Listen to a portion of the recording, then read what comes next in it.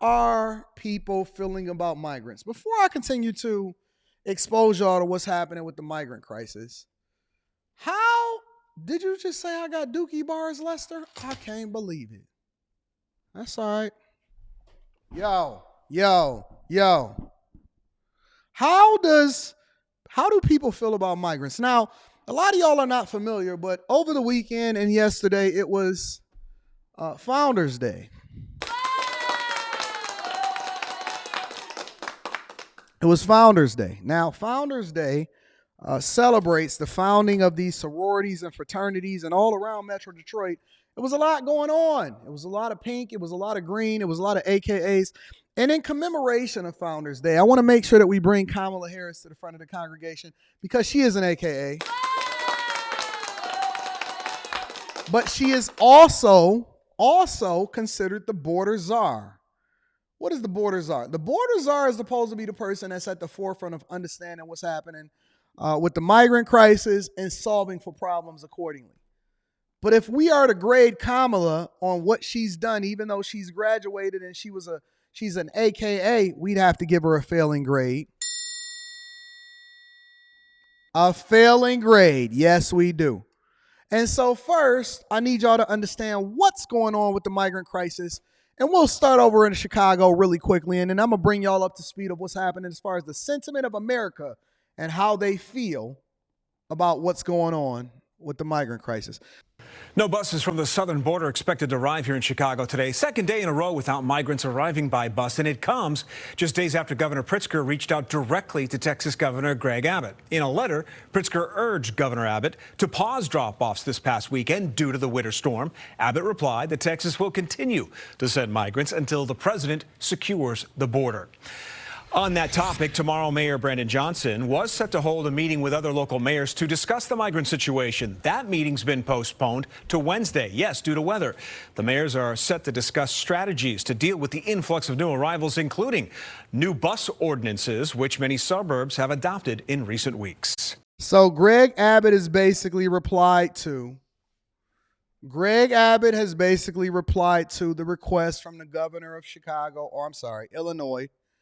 And they basically said, listen, I know you asking me not to send no more migrants here, but what you need to do is advocate for them fixing what's going on at the border. What you need to do is fix for what's going on at the border. This is the general sentiment as far as immigration being a top issue for voters and what their sentiment is. 1,000 miles from the border is where I am, but immigration and border control are major issues in tonight's Republican caucus, and boy, have the politics changed. A CBS News poll finds more than 80% of Republican primary voters nationwide now agree with a recent comment from Donald Trump that immigrants coming here illegally are, and I quote, poisoning the blood of the country. Now every Republican candidate is vowing to get tough on the border. And what we found walking around Iowa is that is exactly what many Republican voters want to hear. I would build a great wall. In the footsteps of Donald Trump in 2016, you've got an open border where terrorists can come through. Every Republican candidate is taking a harsh approach to the border in 2024. They all have to go back. We have to enforce the rule of law in this country. And that's a worry for people like Sonia Morciego, who arrived here from Honduras on foot more than 30 years ago. I came here to this beautiful country because we have a lot of opportunities if we have one purpose, to come to work. So I came in 1990, illegal. After shoveling snow to open the liquor store she owns in Marshalltown, Iowa, she told us today's politicians just don't understand people like her. I didn't stop working since I came to this country. I work very hard, every day. But Republican voters sure seem to have made up their minds. Nearly 3 out of 4 hope to see immigration numbers decline, with most believing that newcomers are making crime, drugs, the economy, and even the country's social and moral values worse. And I agree. 100%. You know, let me tell you what the main issue is with illegal immigration. I found an article, Anton, that says Kappa Kappa Gamma has a biologically born male that identifies as a female. Really, Yakar? Interesting. We will address that on After Hours. No worries. Make sure y'all subscribe to After Hours. It's going to be a great show tonight. The problem with illegal immigration is, A, that it's illegal. So just because you did the wrong way does not make it right. That's number one. The second problem with illegal immigration is there's too many people flooding into the country that we have no purpose or we don't understand why it's happening. The third problem with illegal immigration is that the very fabric of what America is, as far as what we came together after so many years of wrestling, wrangling, racism, issues, civil rights, wars, civil wars, is that when we came together and what it is that we stood for, as far as even if you disagree, even if you're on the right or you're on the left, that we all came together, we're more divided than ever. And there is no identity for what America is because everybody is bringing their own culture over here, which is then influencing what we set the standard to be and what we warred so hard for. So when you see people over here and they can't even speak English, but when you start to have to learn Spanish to even be able to go into certain parts of the country, that is a problem. It's a problem. When they then don't even understand the culture by which they're joining, but they're coming over here just to make a bunch of money, and then they can send all of that money back home, that is a problem. It's a problem. When you let so many people in illegally and you have no purpose for them, or at least the American people that's already here don't understand why they're coming over here, that is a problem. When they are not coming over here legally, but illegally, and then we're forced to pay our tax dollars in order to make sure that they're taken care. See, that woman is saying that American politicians don't understand. No, politicians are just a representation of the people. We pay their salary. We pay the salary of the politicians. We pay the salary of the police officers. We have to give our tax dollars over and so they can have all of these social services. When they then dedicate their monies and they say that we're going to give over 70, 80, 100 million, billions of dollars in order to support staffing companies, in order to make sure you're housed, fed, healthcare coverage, schools, you don't pay any taxes in this country and you send a lot of your money home, that is an issue. That is a problem. So when we talk about illegal immigration, because legal immigration is you doing it the right way, and then we also want to vet for getting the best of people that's actually looking to pour into being in this country. I don't understand why that's so difficult for you to grasp. The reason why we have a problem with illegal immigration, A, is because it's illegal, and then B, we try to understand the value that you add into this country. See, if I go over into another country and I just say, you know what, I want to be a citizen, I can't just do that. I can't just do it. I'm okay with immigration, but it has to be done the right way and it has to be done legally. And we need to vet and figure out who's coming over into this country, because when you cannot close off and control what is coming in and out of your borders, that is a problem. I want a culture that's still our culture. Janita Boyd is one of those Republicans in Marshalltown. People don't want to move here. They call us Little Mexico. Since 1990, the Hispanic population here has jumped from less than 1% of the town to more than a third, with many finding work at a meatpacking plant that anchors the local economy. What's so different about the people coming over now compared to the many waves and generations of Americans who've come over before in one way or another? I think it's the numbers. You know, there's just so many, and it's hard to assimilate that many people. Not only is it hard to assimilate that many people, most come over here not even understanding English to begin with. Most come over and is not contributing into society as a tax-paying citizen. Most come over and they're looking for opportunity. You can't blame them. You can't blame them. Why can't you blame them? Because most people are going to try to do the thing that's in their own best interest. They're selfish. But then that goes against the very fabric and the principle of why it is that, look, You know what they're complaining about in other countries? A lot of y'all are considering yourselves passport sis and passport bros. You know what they complaining about? You know why I don't agree with a lot of it?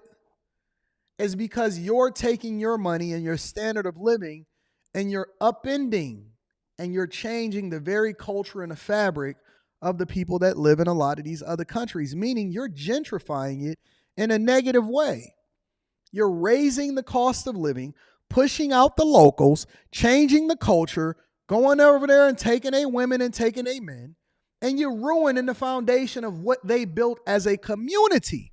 And so when we go over into other places, we're not culturally sensitive in the same way that they're not culturally sensitive to what we're doing over here in America.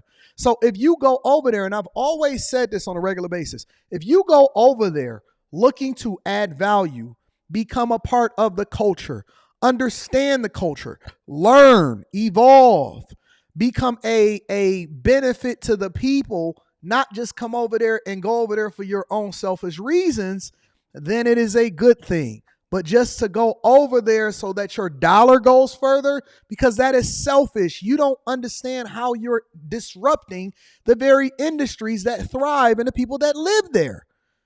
And so it's bad on both sides. When you go over into a place, are you culturally sensitive? Are you trying to understand exactly what the people are? Are you upending? Are you raising the prices? Are you gentrifying the area? Are you messing up what's going on over there? Because a lot of people are not looking to understand the culture. They're just looking to take away from it so they can make themselves feel better. It's not about the women. I understand that you're looking for a better woman. But are you actually trying to understand what their cultural norms are? And are you disrupting what it is that they have going on over in that environment? Because guess what? A lot of the locals don't want you there. And obviously I'm not talking to all, but I'm telling you the reality. I'm giving you the reality. It's not always a good thing just because you got money and you going over to somewhere. That's the same thing that you say when you say all of these Chinese people don't even live in America, but they buying up all the land. How are you any different? So you doing what rich people doing to you when you complaining about it over here, but then you doing it to them because to you, you just regular, but to them, you rich. How is it any different? How is it any different when you go over, don't understand the culture, but disrupt what it is that they got going over there because you see it in your best interest and you want to make sure that you have a good time and that you feel good about yourself? But then you sit here and you complain about what happens over here in America and say, oh my God, I can't believe what's happening or whatever, or they gentrify. You get mad when they come in and they try to change your hood. But then you go into a whole nother country and you change the very fabric by which they live.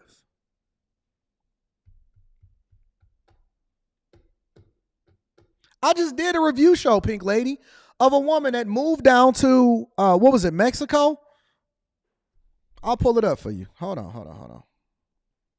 This is one of the videos that you can review. It's on CNBC's Make It. It says, I'm much happier living in Mexico City than the United States of America.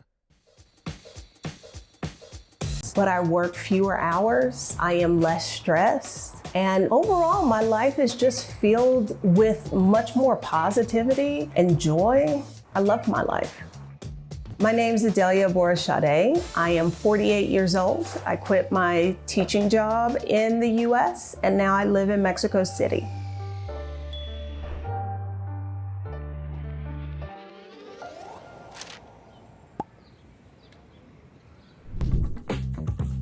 Since moving abroad, the thing in my life that has changed the most is how I think about work and how I think about leisure.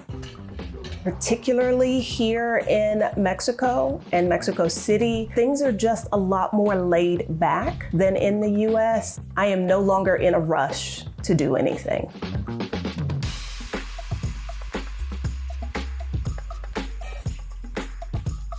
My days are filled with exploring the city, visiting museums, trying new cafes and restaurants, attending various events that the city puts on, going to dinner and jazz down the block.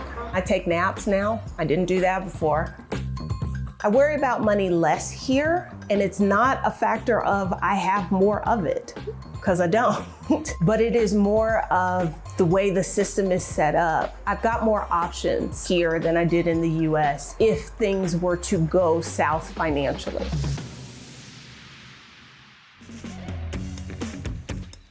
I don't budget. My financial priorities are funded first, and then I don't worry about how the rest of the money is spent. But having income as an entrepreneur that goes up and down each month, that keeps things exciting, keeps me on my toes. I can at least afford to go to the doctor here or the dentist. Those things are within my reach where they weren't before, even with medical insurance. Do not cook a lot. If I'm going out to eat, about $20. I'm gonna fast forward it a little bit. Give me a Very second. often.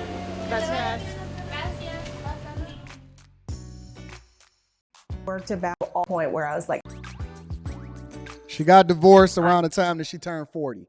That's one of the biggest things. She got divorced and she couldn't afford to live in the United States of America. So she went over to Mexico City where her money went further, okay? the impetus for my move abroad was a realization that the life I wanted to live, I could not live in the United States. And it turns out I was right. I could have the life I wanted somewhere else.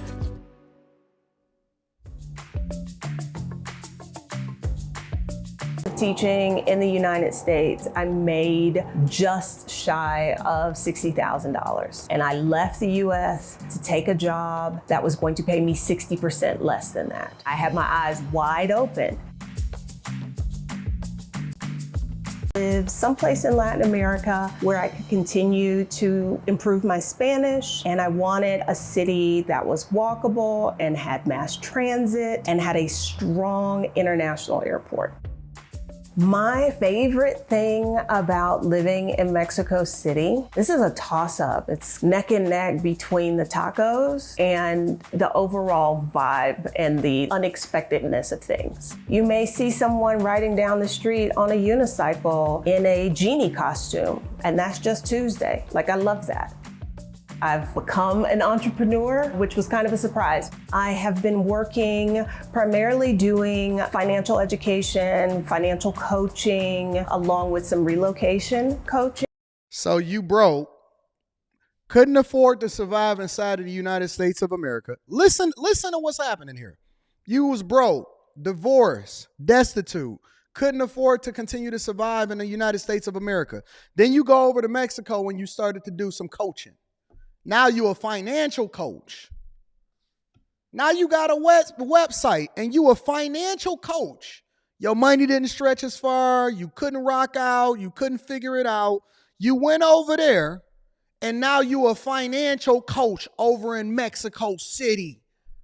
This is what norm is. It's no different than you over here. You was making whatever it is that you was making. You ruined your communities. You messed up your monies. You ruined your neighborhoods. And now you rich over there in Thailand.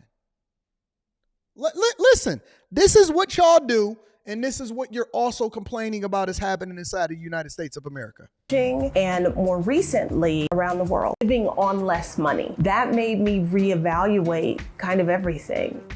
I looked at the money I'd set aside for retirement, and all of a sudden, FIRE, financial independence, retire early, became an option when it was not an option previously.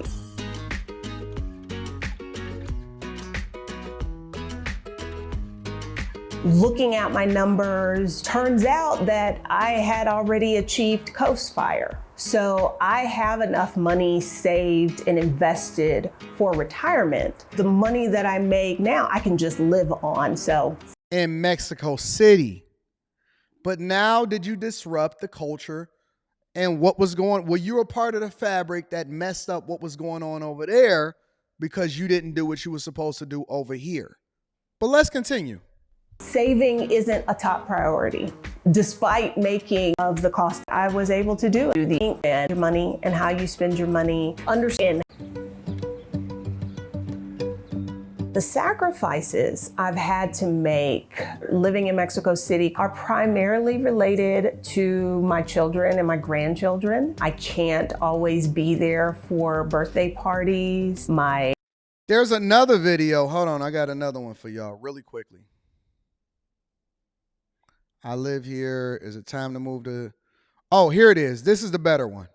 So that was her, right? But here's the better one. Now, you seen what she did and why she did it, right? You see why she's moving. Now, here's the other one, the compilation that also gives perspective from the people that live in Mexico City and what they experience as a result of you moving there, okay? Let me move it forward a little bit. I want to make sure I get to the right spot. Much of his life in the most central parts of the city. En el siglo XX hubo un aumento de estadounidenses vinieron de americanos en la Ciudad de México, pero el cambio se dio justo con la pandemia, que comenzamos a ver que las calles de la colonia Roma y la colonia Condesa se comenzaban a llenar de un nuevo tipo de visitante. These neighborhoods are the heart of gentrification in Mexico City today.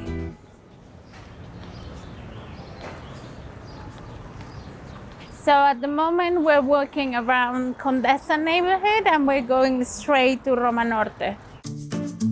This is Leticia, a local architect with a focus on urban communities. This neighborhood and Roma Norte is where we see the concentration of tourists, people that are coming to live temporarily here in Mexico or permanent. They establish here and they usually don't go out that much. So this sometimes can be a little bit like Mexican Disneyland. So Roma and Condesa, there's a lot of people who make fun.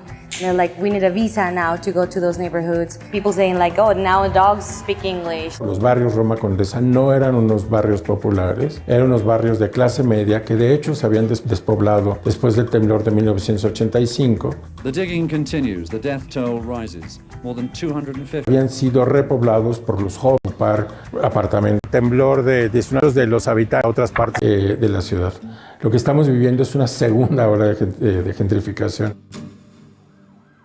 When the pandemic hit in 2020, Mexico kept its borders open to American tourists.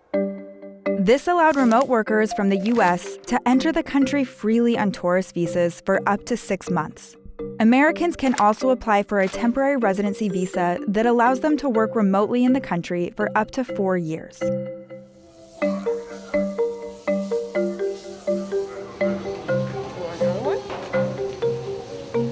The amount of peace and ease that I have in this life, I would not trade that for a world. Not more money, not more stuff, none of those things.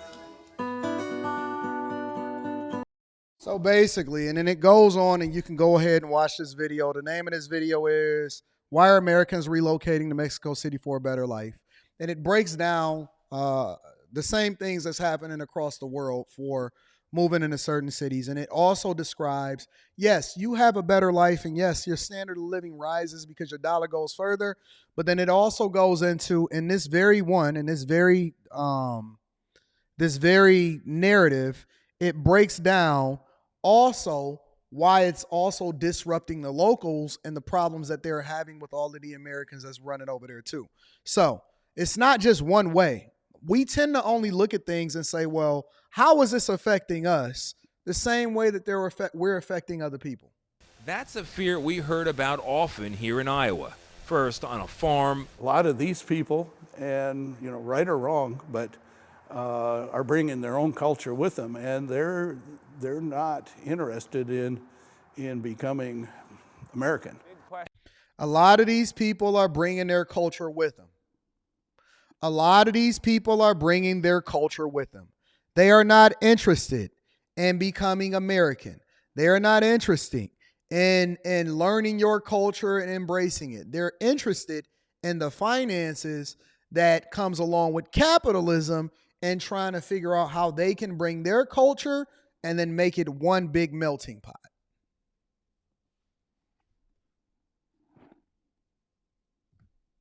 It's the truth. It's the truth.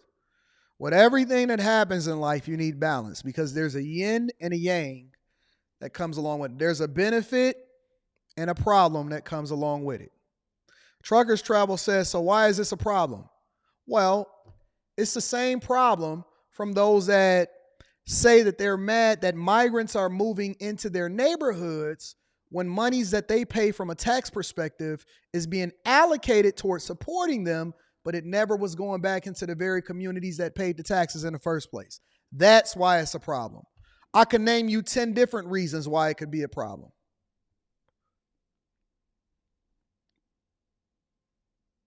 I can name you 10 different reasons of why it would be a problem. When they determine what's being taught in the public schools that you pay taxes for, based off of trying to accommodate and adjust for other people that then disrupt the learning process for your children, when again it comes based off of your property taxes, that could be a problem. When the city's budgets are absolutely destroyed and there is no control over who coming in and going out, that could be a problem. When they have to lower the budgets over in New York based off of sanitation, when they already having a rat problem, and there's having lower police, right? Because they can't replenish the police force.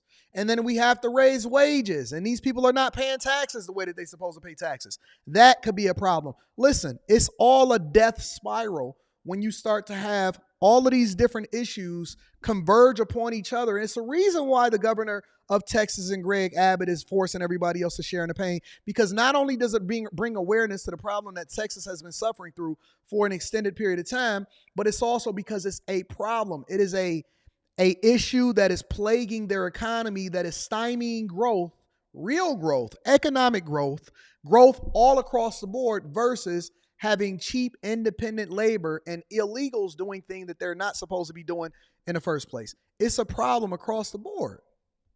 It's absolutely a problem. But listen, do what you feel is best, because I know that everybody gonna do what they want to do anyway. So, what am I? Who am I to hold people accountable for what it is that they want to do?